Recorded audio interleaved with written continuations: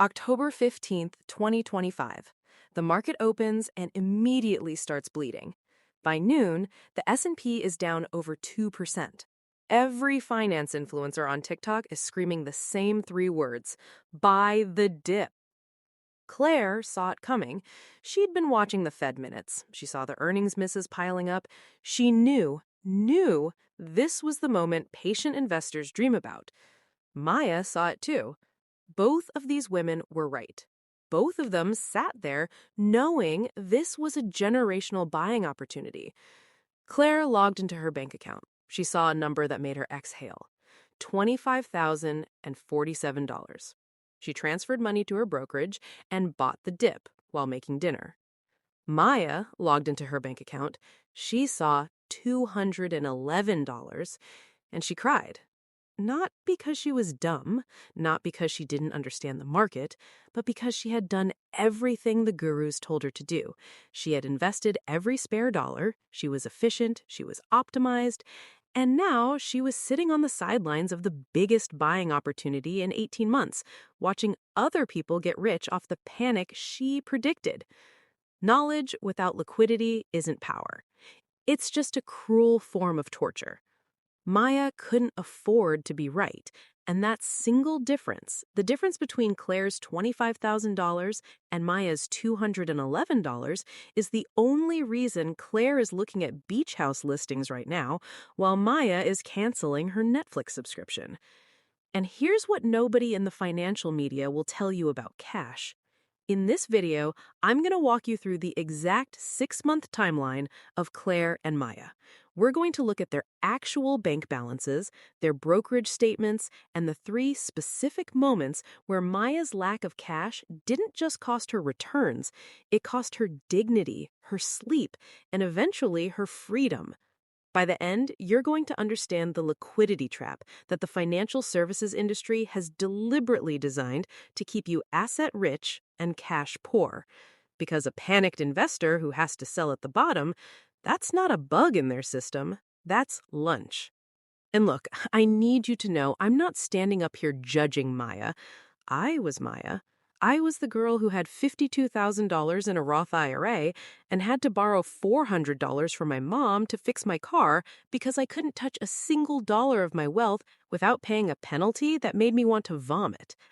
I had done the right thing. I had maxed out my contributions, I had paid myself first, and I was one flat tire away from a credit card spiral.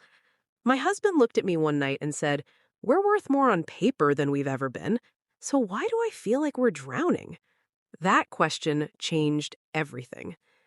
I escaped the trap, and here's exactly how the trap works. Let's rewind to January 2024. Claire and Maya are financially identical. Same salary, same rent, same investment plan. Both are putting $500 a month in a low-cost index fund. They're both doing the right thing. But here's the difference nobody asked about. Claire had something Maya didn't: a stash, a boring, taxable, high-yield savings account with 6 months of expenses sitting in it, earning a pathetic 4%, while her brokerage account earned 12%. On paper, Maya was smarter. Maya's money was working harder. But here's what the paper didn't show you. October 15th, 2025. The market opens down 2.3%. By the end of the week, it's down nearly 6%. Panic is everywhere. But Claire and Maya, they're not panicking. They're excited. They've read the books. They know bear markets are where millionaires are made. They both log into their accounts ready to deploy capital. Claire's screen: checking and savings, $25,047. Brokerage, $14,200, down from $16,100. Action: transfers $5,000, buys VOO at a 6% discount, sleeps fine. Maya's screen: checking and savings, $211. Brokerage, $15,800, down from $17,900. Action: stares at screen. Consider selling some VOO to buy more VOO. Realizes that makes 0 sense. Considers margin. Sees the interest rate. Closes laptop. Cries. And here's the kicker, the part the invest everything crowd never does the math on. Let's say the market recovers over the next 12 months and goes up 15% from the bottom. Claire's extra $5,000 buy turns into $5,750, a $750 profit for doing nothing except having the ability to act. Maya's return on her available cash? Zero, because she had none. She didn't lose money in the market, she lost opportunity. An opportunity cost is the tax you pay for being illiquid. But Adeline, you say, if Maya had just kept her cash in the market all along, she'd have had more money total. She'd be up more. Okay, let's test that. Let's roll the tape forward 4 months. It's February 2026. The market has recovered about half its losses, but it's still choppy. Both Claire and Maya are still employed, both are still investing, and then the universe decides to test their liquidity with a real emergency. Not a buying opportunity, a bill. Maya's car, her only way to get to work, needs a new transmission. The quote, $4,873. Maya's situation, cash, $211, brokerage, $15,800, still down from her cost basis on some lots. Action. Maya has 2 choices. She can put the repair on a credit card at 22% APR, or she can sell some of her index fund. She chooses to sell, but because she's selling shares she bought at higher prices, she's locking in a loss. She sells $5,000 worth of VOO. Of that sale, $800 represents a permanent capital loss she can never get back. Plus, she owes short-term capital gains tax on the tiny sliver of profit from her lowest basis shares. The car gets fixed, but Maya just paid the illiquidity tax. Total cost, $4,873 repair, plus $800 realized loss, plus $200 estimated taxes. $5,873 in real economic damage. Claire's situation.